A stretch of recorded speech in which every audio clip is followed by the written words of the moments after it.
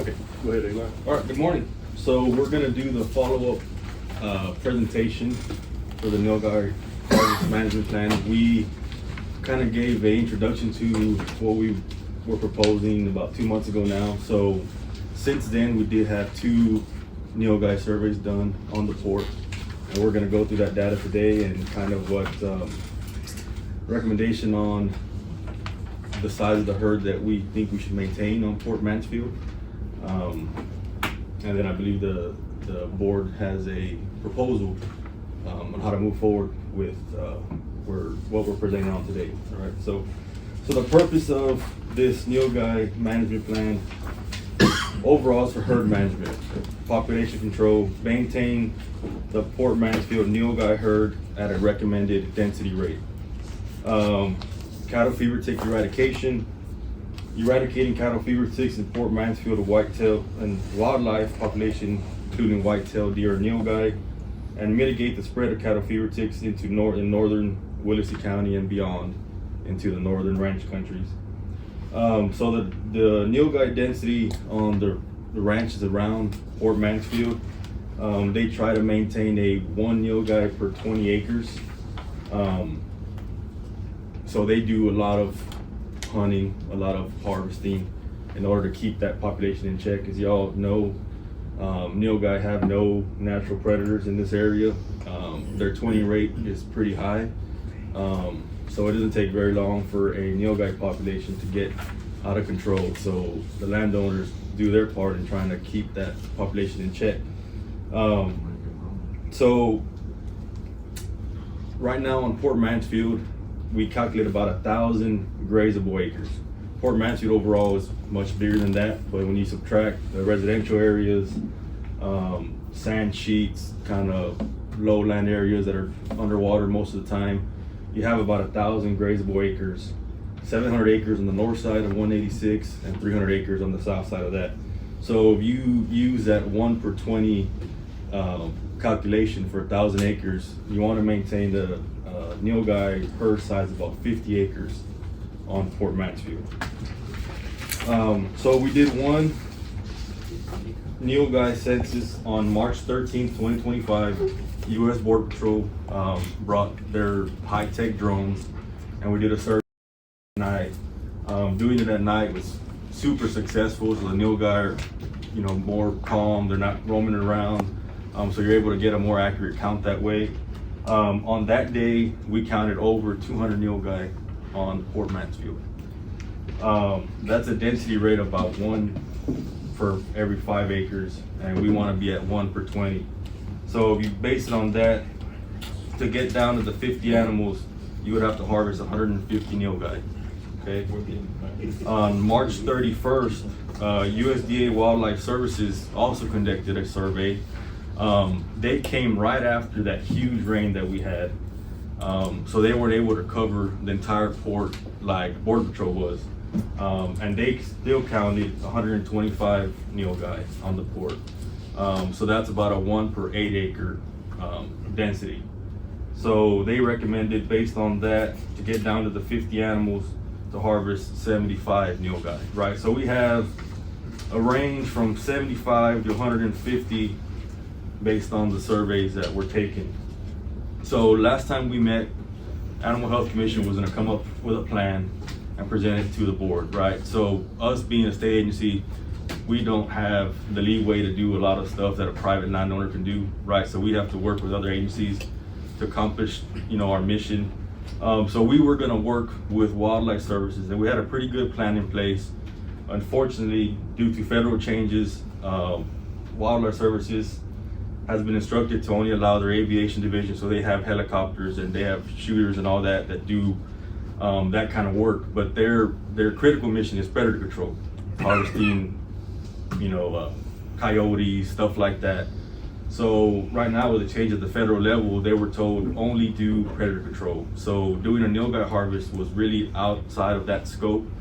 So at this time, they're not able to do the harvest themselves. They can support doing surveys, drone surveys in the future, to keep doing surveys to monitor the nilgai population. But right now, they can't actually do the harvesting part of of the management plan. So the next steps, thank you, sir. Next steps, the Port Authority board members develop and approve a plan to harvest up to 100 nilgai based off the Border Patrol and Wildlife Services census, and maybe harvest those animals in May or June before it gets even hotter. If it can't happen in May or June, I mean, you know, we can do it later in the year or however y'all want to work it out. But that's our recommendation.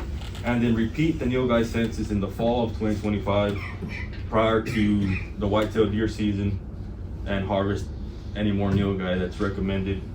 And then long-term, develop a herd management plan to control and maintain the herd at a recommended density rate based on the new census or surveys. The Animal Health Commission's part in a nilgai harvest would be to inspect the nilgai for cattle fever ticks. We'll collect all the ticks that we find, not just cattle fever ticks, for identification, and then we'll present our findings to the board at a future board meeting to discuss the infestation rates and kind of what we've seen, and we'll take it from there. That is all I have. We had some pictures of the drone nilgai survey, but unfortunately we don't have it on the screen, so we can't show y'all those today. But pretty neat. Those drone surveys at night with thermal imaging are pretty efficient, and you could clearly see all the nilgai that were out there. You would see groups of 20, 30 nilgai in sections. So it was a pretty efficient way to do a survey. So thank you, sir. Thank you.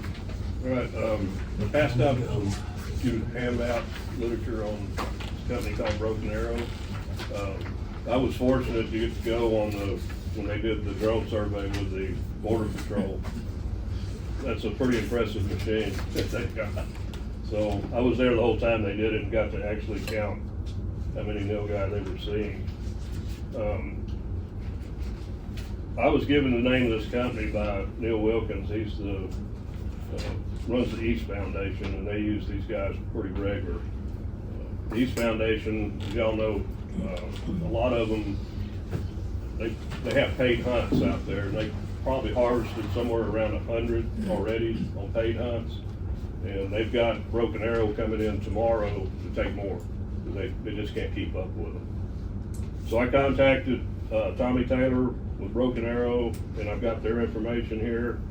They're first-class operation. King Ranch uses them, El Salas uses them, all the big ranches use them to manage their, not only the deer, but the nilgai also.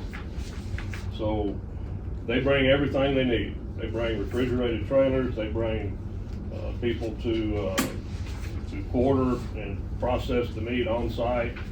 The only thing we have to furnish is a pit for the carcass and the head and the guts. And we can't remove it because we're under quarantine, for one thing. And they pay us. They pay us $1.25 a pound carcass weight, and they take care of everything. We don't have to do anything to it. So I think if we're going to have to do this, this is the way to go. I don't know how much longer we can put it off, because these nilgai, from what I understand, have twins. Most of them have twins every year. So if we have 150, next year we're going to have 300, 400, and the next year you're going to have, it exponentially increases. So we don't get them under control. And from what I understand, the high fence that's been put up on the south side is not going to be completed anytime soon. So we're still going to get encroachment of nilgai coming through into port. So go ahead. Does any part of your plan, obviously if they pay us and then they take the produce or the meat, is there any way to propose that some of that can go to the local community that needs it?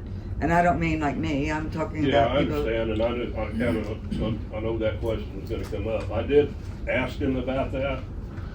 They don't like to do that. Now, I'm not saying that they wouldn't. If we went to them and said, hey, we want to keep a certain amount for the residents, but how do you distribute it? Who you decide gets what? So becomes a little bit difficult to figure all that out. What do they do with the meat? They sell it. So they make a profit out of it, I Yeah. would assume. Yeah. And how much is that profit? I don't have any idea. I'd like to know. Well, there's a rate sheet on the back there. Well, I see Yeah. that price per pay, but that's what they pay us. Right. But how much do they sell it for? I have no idea. I mean, they provide the helicopter, the refrigerated trucks, the skinners, the processing, they provide everything. If we have to pay for that to get that done, it's not telling what it would cost. Yeah. I mean, just the helicopter alone and the shooters.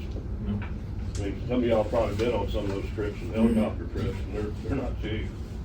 So, since we can't get help from the state, we've got to decide, if we want to do this on our own or not do anything. But I don't think not doing anything is the thing to do. So, So we're looking at harvesting 75. they're recommending 150. I really don't think we need to take 150. I think between 75 and 100 75 and is a 100, good amount. okay. Yeah, and like you said, you're gonna have influx from your ranch to the south until that fence is put up, and they definitely do go back and forth in Yes. large amounts of them. So I think that's a good number to start with. And if you come back in the fall and do another one, then you'll see what Do it another looks like survey. then. And then after the fence is up, do another one and see what it looks like once the fence is up, and then you can, attack it more precise from there once you have a controlled Yeah. herd in Fort Mansfield. I'm actually going out tomorrow to observe how they do this. So I had to jump through hoops to get permission to go on the ranch, believe it or not. But I was invited to come out tomorrow and watch how they harvest, so I'll have a better idea how they do things. But these guys come highly recommended. They're insured. They got liability insurance with $5 million.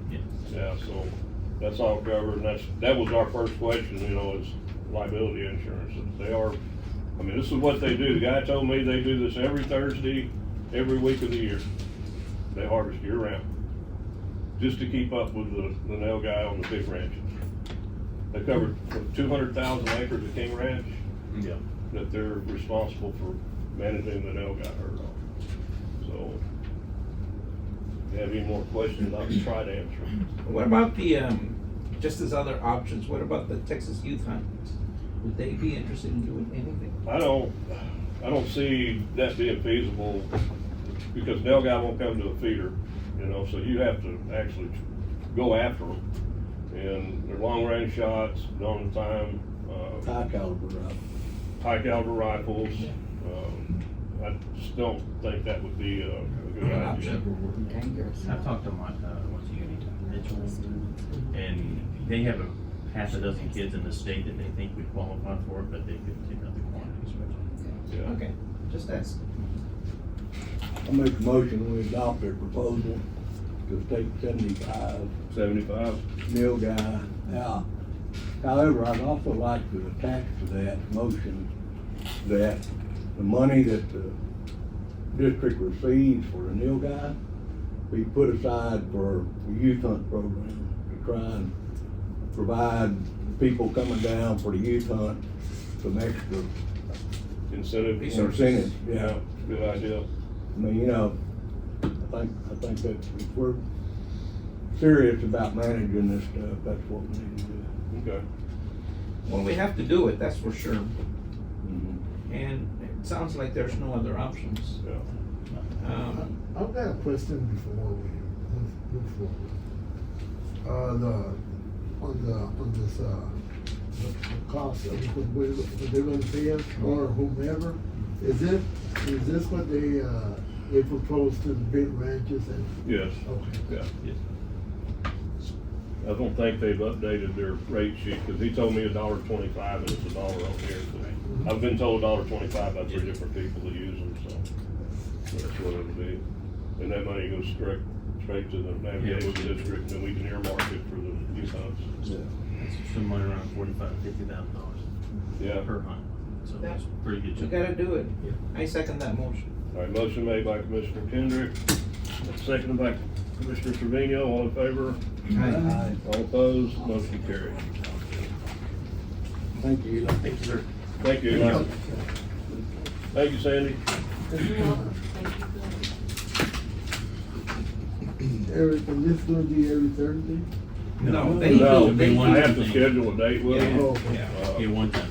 Ron's kinda let me handle this, he's got so much other stuff going on, and delegating is not a bad thing.